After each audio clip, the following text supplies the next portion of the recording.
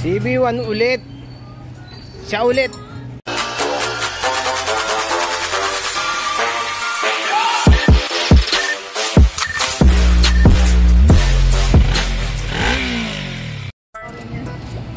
Ang nangyari dito, wait lang, ang nangyari dito, pina-check sa akin yung carb ulit, tapos yung electrical. So yung tinono ko, okay naman eh, nagamit, okay naman siya. Tapos nagamit hanggang mula dito hanggang Espanya, Argel, hanggang saan ba yun? Hanggang circle, ay hindi, hanggang ano lang, sa rotonda ng ano, kaya ilang kilometro lang, sobrang konti lang. Tapos biglang namatay na yung, nawala ng kuryente. Pinagdudugdahan na namin yung coil kasi may narinig akong nagtitik dun sa coil. Tapos yung CDI, ito pinacheck ko na yung CDI, sisilipin namin yung status ng coil. Pucha, peltan ko ng CDI. Ito yung pinalit, ito yung dati nakakabit niya. China din eh. Ang putik kasi sira na agad CDI, bago lang to eh.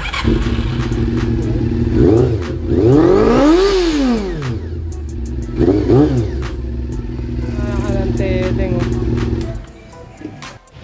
Yan, sabay-sabay tayo matuto mag-tuning. Yan, may mga jet ako dyan. Ganto kasi yan. Ayan na. Ayan na, marunong na siya. Ganun lang kasimple.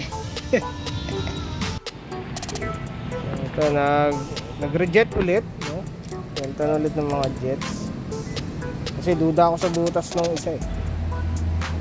Tapos ito nangyari ngayon naman,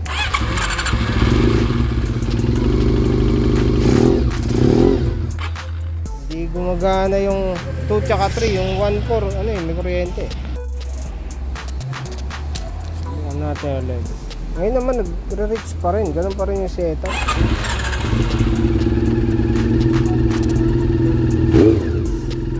Okay naman, diba? Ayan, nagtitip mo.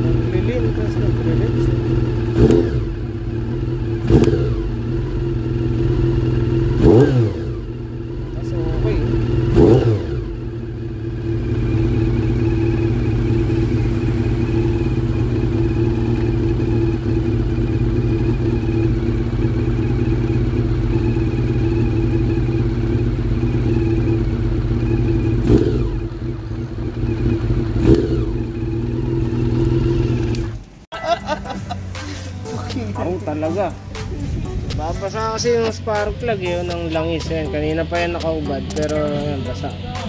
Kung gasolina kasi yan dati yun na yan. Binaksan na ulit. Kaya pala naglilig, meron pang sealant eh, hindi tinanggal. Tapos saka nilagay yung bagong gasket.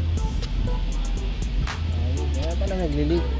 Wala na, pucha, na ano na to, nalintikan na to. Tingnan natin, baka pwede pang, kaso baka lagyan na namin ng sealant to kasi na-deform na eh, napisat nga yung ibang part eh.